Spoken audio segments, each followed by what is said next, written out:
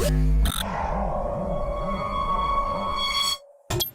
up, guys? We're here with MursDay, which if you're living under a rock, that's a combination of MURS and Mayday. So what's up, guys? How we feeling? Really good, man. How's it feel to be back on the road again? You guys just hit the road a few days ago in Lakewood, right? Yeah, we're greasing the gears right now. We just started Fourth show tonight. Awesome. Well, we're pumped that you guys stopped through our part of town. Whenever Strange rolls through, we definitely make a point to get there. Sweet. So, MURS, you're on your first Strange tour with an exception of like 08, 09, you were on the Stickology tour, is that right? Yep. So what's it like to be on the road with Strange again? It's cool, man.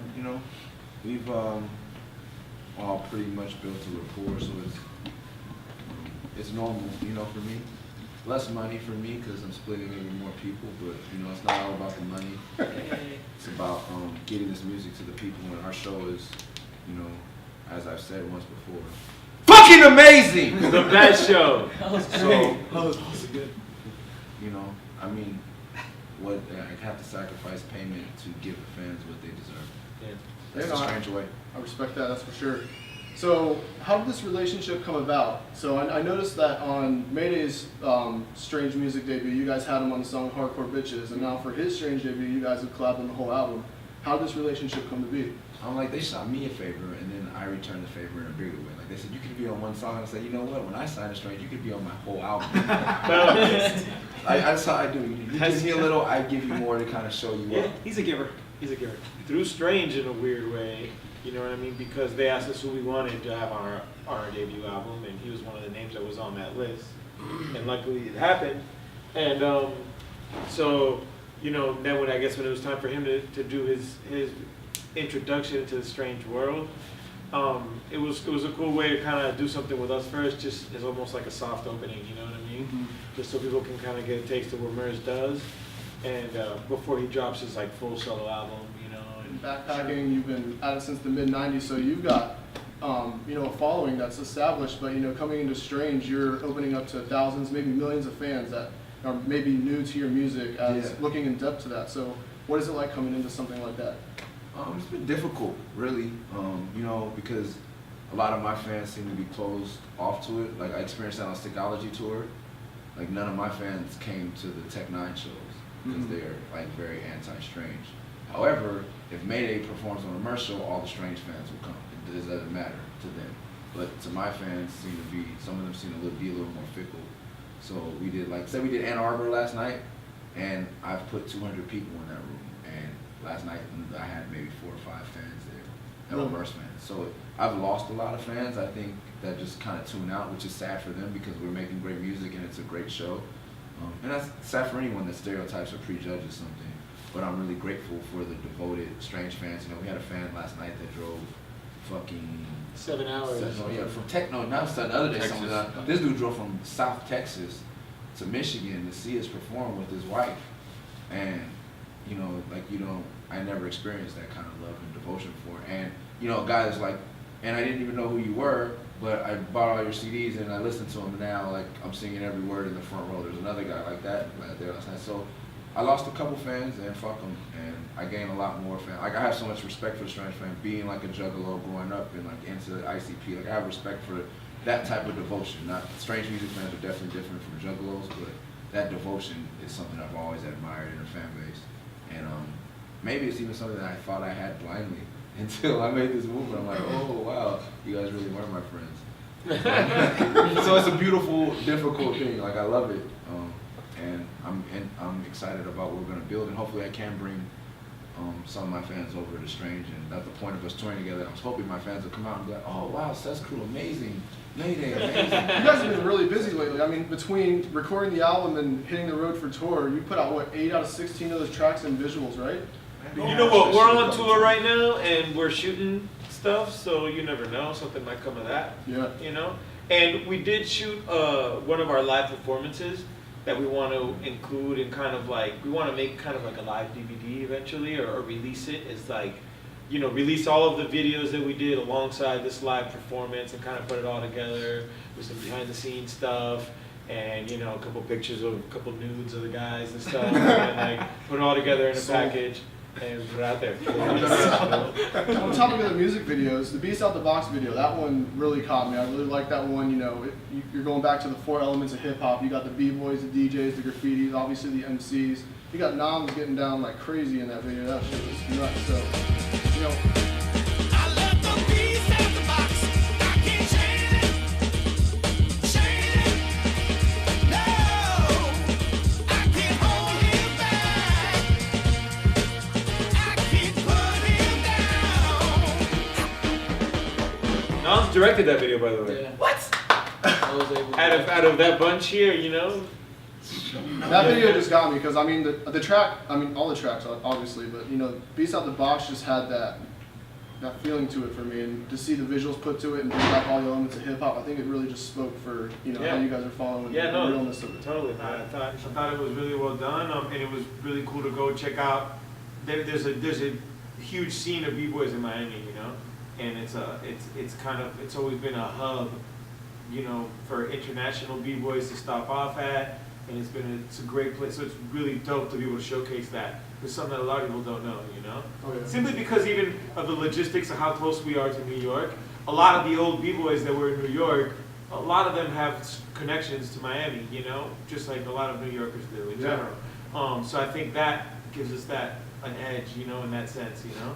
And so it was really dope to be able to go there and to represent it. That's Place the Catalyst, where we shot the video, which holds a b-boy jam every Saturday there, and then like it's just, you know, people that are supporting the arts, you know, it's really dope. There's DJ in it, there's graffiti in it, there's b-boying, and there's MCing, and it's a dope ass song. It's not no throwback bullshit. But people from in like my scene don't even want to watch it because it's on the strange music channel. Like the shit, it makes me kind of angry. Yeah, someone's venting right You're now. like it's like super hip hop. Like the most purest backpackers should love that video because it's the only video out right now that I know of with that many views from credible artists that is representing completely from the culture. Directed by a b-boy at a real place where they still have b-boy jams. It's not like throwback shit. It's like current styles of b-boying. It's not like old Rocksteady footage pieced in. It's not like an old piece from some New York yard. It's like real shit that was all happening right there. That's happening as we're gone, and we're trying to expose those people to. That's a good segue into what I kind of wanted to ask you guys about the 4 elements of hip hop. You know, do you think that's kind of a dying art in, you know, hip hop as it is today? Do you think people realize that that's? Yes. I Yeah, think it's that dying. It's the definitely dying. people that were representing it the best, now that all they do is cry about how it's not represented well, as opposed to just doing it, you know? Like, that was the thing, like, we didn't go out there and, like, make it an advertisement for, like, real hip-hop or any of that. We just did the video for shit that we love or whatever. And the problem is that, people that were representing those elements that we all grew up on now just started bitching about it and bitching about how it's not more prevalent in society or whatever, in the culture. So it just has a sour taste, you know? So it's only best done by the people who just go out and still just do shit without thinking about the whys and what Yeah, ifs. I think that it's also like the dudes who like are on, a lot of the b-boys that are on, like they want to be more famous, like so they don't necessarily fuck with me. You know what I mean? Like some underground, like they're b-boy superstars now. They're making a lot of money. dynamics They have want to be changed down completely. with like Nas or someone else that's on. They don't want to like, and I want to represent. It's just a weird thing. And then the graffiti writers are like, everybody's separate now. Like everybody made their own way, and they kind of either want to be really famous or they don't. No one wants to come back to the roots. Like I feel like Banksy and fucking Shepard Fairey, like it's just gone to new heights. The Red Bull BC ones, and I'm a fan of all of it, but nobody mixes anymore. Like we're not, and I think it's mostly the MC's fault because everybody got too like everybody focused on the rapper, and then graffiti was like, cool, we'll do our own shit. And they were like here for a while, and then now they're doing big things. You could be a visual artist. Now you can do big things as a b-boy. DJing has nothing to do with us now. Like we were having dinner with one of his homeboys. What's your homeboy's name? ID that just won the DMC online championship and runner-up in the world championship. And it's just like, has nothing to do with rappers anymore. But I wouldn't want anything to do with rappers either if I was any other elements. Like, we've been doing a pretty piss poor job of representing the whole culture. But hopefully it can come all back together. That's why we try to do Beast Out the Box. But nobody's fucking listening! Let the beast out the So I've heard arguments that maybe marketing would be like the 5th element of hip hop. Do you guys think that belongs in Marketing? the elements? Yeah, No. I bring that The up. 5th element is knowledge of all 4. That's the fifth element. That's the That's real. That's kind of Fifth Element. esoteric. I never heard. That's the best answer for Fifth Element I have. No, but that's. I mean, from my understanding, from KRS, from Africa Bambaataa, and all these guys, that's what they said. The fifth element is knowledge of all, If there's of anything, knowing all of them. and I think everything, like I was talking to a photographer, like today, like people don't necessarily write graffiti anymore. Like graphic design could be under the graffiti element, photography could be under the graffiti element. Like if you have a dope blog, like to me that's graffiti, like cause you're posting your shit everywhere. You know what I mean? And motherfuckers are starting to catch cases for that shit. But I think that some forms of marketing guerrilla marketing can be graffiti. Do you think race relations are getting better or worse in America? And do you think hip hop, the fan base specifically, is playing a part of that? I think race relations are definitely better, in my opinion. Yeah. But then, I mean, I'm speaking from such a, what the fuck do I know? Yeah. You know what I mean? Well, I mean, enlighten current events. I mean, You know what I mean? Like, I'm just basically. I'm not like, no, but comments. yeah, from my, I live in Miami and I live in a place where like, it's hard to say where one person is from. Like you can be a Cuban, you know, like just because your skin is white or whatever, it makes no difference. Yeah. Like whether you're Cuban or Dominican, Mexican, whatever, you know what I'm saying? Where I'm from. So my perspective on it may be a little bit different, you know what I'm saying? I don't live like in middle of Mayor Ferguson, where things are a little bit more heated and separatist and separated, you know? But I can tell you, like, from Melting Pot USA, things are looking pretty okay, you know?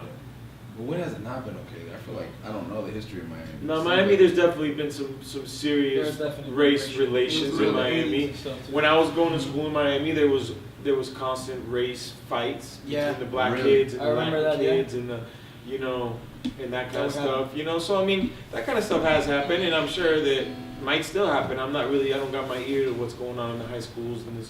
I mean, But- my brother's 10 years younger than me, and I never heard him come home with stories of the stuff that we experienced when we were in middle school that was racially driven, you know? So I never heard my younger brother talking about friends or any of that stuff, going through stuff. So maybe just, you know, that 10 years back or whatever, they're not experiencing it, so that's a sign of better, you know, it's going in a better direction. Do you think hip hop, the culture of hip hop, has played a role in bettering race relations? Absolutely. I think it makes it Absolutely. better than it creates new problems. Like to me, like it's made shit a lot more comfortable. And like my family, we adopted a teenager, and for me, like he experiences black guilt, which is weird. Like I took him to see 12 Years a Slave, and then his reaction, like I wanted to see it, and he was like all quiet. And I was like, I know that anger, son. Like you want to kill all these white motherfuckers in the theater, but not all white people are bad. Like, you know, I was like, I know how to deal with this. And he's like, no, I'm just embarrassed. Like, why do we even have to bring it up? I was like, what the fuck? Like, why do we have to bring it up? It makes the white people uncomfortable. Like, why do we even have to talk about it? Everything's all good. I was like, it's all good now. I was like, yo, I wanted to slap the shit out of the motherfucker. I was like, yo, B, like, but for him, he didn't grow up in the 90s. Or he grew up in Alabama. We took him to the Civil Rights Museum. Like, he knows all the shit, but he doesn't care. He loves white girls. He loves white people. And they love him for being like, he goes to school and his friends thinks he's the rich kid because his dad's a rich black rapper. And when they turn on the TV, the only black people they see are literally throwing money everywhere.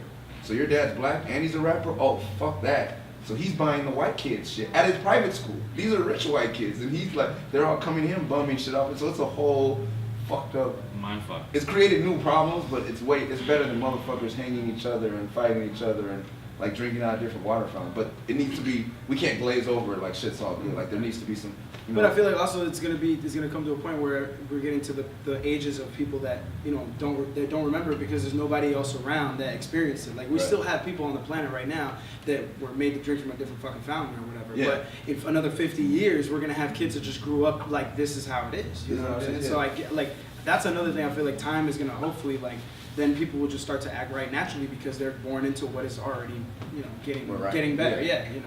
All right, well, I appreciate you guys taking the time with us. You guys have any last words, anything you want to leave our viewers with? We're putting out an EP, Free. 3-song EP for free with Boost Mobile and Samsung, and it's supposed to come out, I don't know, probably the next month or two, and and then hopefully we'll get to do our live DVD, which is also Check out the live DVD, and we are on tour right now. Be on the lookout for a MURS solo album in 2015. A Mayday, another Mayday full-length album in 2015. Say something. a Gianni Cash solo album in 2015. He is the fifth element of the group. He's knowledge. You know, he is knowledge and marketing. He is knowledge and marketing. So He has on yeah, some hats. so we all have projects. Just everybody, just go to the websites, man. Go to MaydayOnline.com. Go to MURS316.com. MURS World. I don't know what it is. All that shit. And just check us out because we're all working and we're on tour always, coming to your cities and shit. So we love you. Oh yeah, MursDay is in stores and online now. You can catch them on tour. We're in Newport, Kentucky tonight, but you can get the rest of the dates at strangemusicinc.net. And hopefully you'll see these guys at a show sometime soon. Thank you. All right.